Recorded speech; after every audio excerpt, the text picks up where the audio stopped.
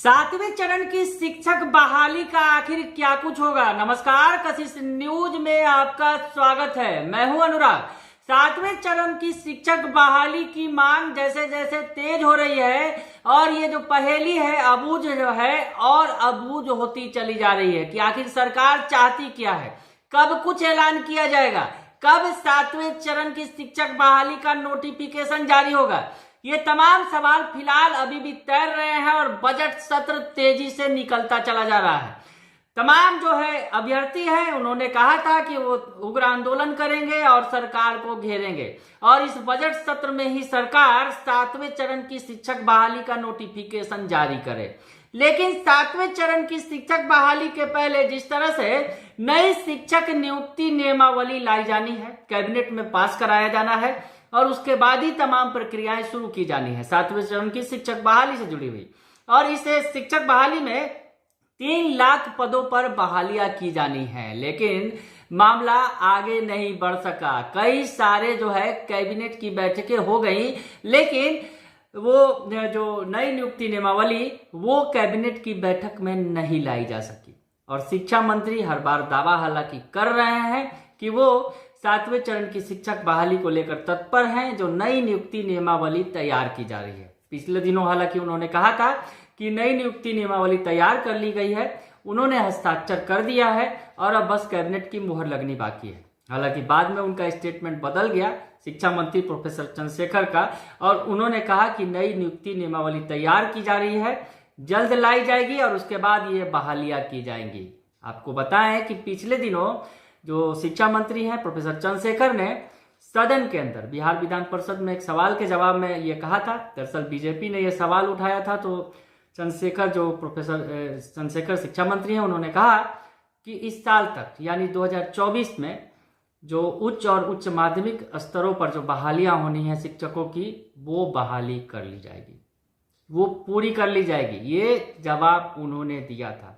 यहाँ मामला ये भी फंस गया कि अगर सरकार तमाम प्रक्रियाएं शुरू भी कर देती है, सातवें चरण की शिक्षक बहाली शुरू भी हो जाती है, तो पहले चरण में माध्यमिक और उच्च माध्यमिक शिक्षकों की बहाली की जानी है। जी हाँ, तो ऐसे में सरकार जब अगर प्रोसेस में जाती है तो इस साल तक उच्च माध्यमिक और उच्च माध्यमिक शिक्षकों की जो बहाली होनी है, उसमें भी बड़ी संख्या है शिक्षकों की, वो बहालियां भले ही सरकार की तरफ से पूरी कर ली जाएंगी, लेकिन प्राथमिक शिक्षकों की बहाली का मसला फिर से अटक जाएगा और इस साल वो पूरा नहीं हो सकेगा। क्योंकि जिस तरह से शिक्षा मंत्री ने जो बीजेपी विधायकों के विधान पार्षदों के सवाल के जवाब में कहा था, दरअसल इस सवाल पर पूरा पूछा था प्रोफेसर नवल किशोर यादव ने और कहा था कि ये शिक्षक जो बहाली प्रक्रिया है वो पूरी हो जाएगी इस वर्ष के अंत तक।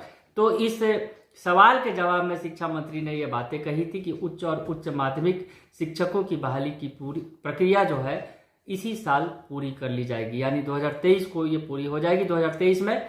और हालांकि सबसे बड़ी बात है, जो प्राथमिक शिक्षकों की बहाली का मसला है वो फिलहाल अटका रहेगा, जिस तरह से उन्होंने संकेत दिए। लेकिन अगर माध्यमिक और उच्च माध्यमिक शिक्षकों की बहाली की भी बात करें तो ये प्रोसेस भी है। पहले नई शिक्षक नियुक्ति नियमावली लाएगी सरकार, उस पर कैबिनेट की मुहर लगेगी और उसके बाद जो ये सरकार जो है सातवें चरण के शिक्षक बहाली की नोटिफिकेशन जारी करेगी। लेकिन ये प्रक्रिया भी फिलहाल अभी होती नहीं दिख रही है।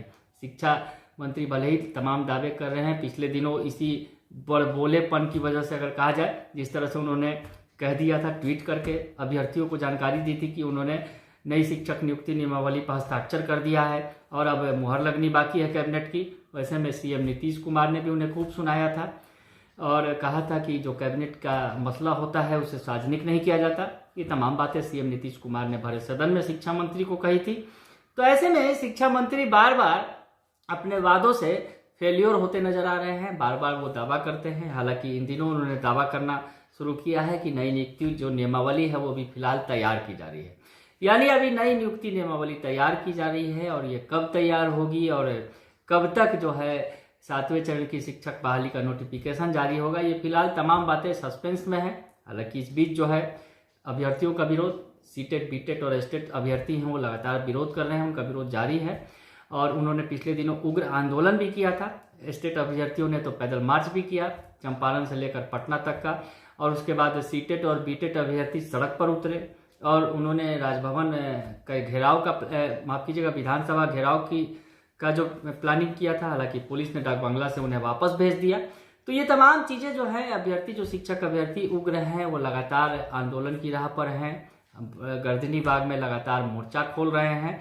ऐसे में तमाम चीजें देखने को मिल रही हैं और बीजेपी भी सपोर्ट में है। पिछले दिनों यानी कल ही बीजेपी ने सदन में इस जो सदन के बाहर जो प्रदर्शन किया उसमें 7वें चरण की शिक्षक बहाली की भी मांग उन्होंने उठाई। और अब जिस तरह से बीजेपी का नेतृत्व परिवर्तन हुआ है, सम्राट चौधरी को नया बीजेपी का प्रदेश अध्यक्ष बनाया गया है, तो ऐसे में उम्मीद की जा सकती है कि बीजेपी और इस आंदोलन को धार देगी, क्योंकि पिछले दिनों बीजेपी ने अपनी मंशा जाहिर कर दी थी कि 7वें चरण की जो शिक्षक बहाली है उस मसले पर बीजेपी उग्र होगी। तो खैर फिलहाल तमाम आंदोलन के दावे किए जा रहे हैं। सरकार के दावे हैं कि जल्द ही वो कैबिनेट में लाएंगे नई नियुक्ति नियमावली और 7वें चरण की शिक्षक बहाली की जाएगी। ये तमाम दावों और प्रतिदावों के बीच, विरोध के बीच अभी भी इंतजार है कि 7वें चरण की शिक्षक बहाली कब होगी। तो ताजा अपडेट फिलहाल यही है कि अभी 7वें चरण की शिक्षक बहाली पर केवल दावों का दौर चल रहा है। फिलहाल जमीनी हकीकत नजर नहीं आती है। बने रहिए कशिश न्यूज के साथ, तमाम खबरों से आपको अपडेट रखेंगे। फिलहाल के लिए इतना ही, धन्यवाद।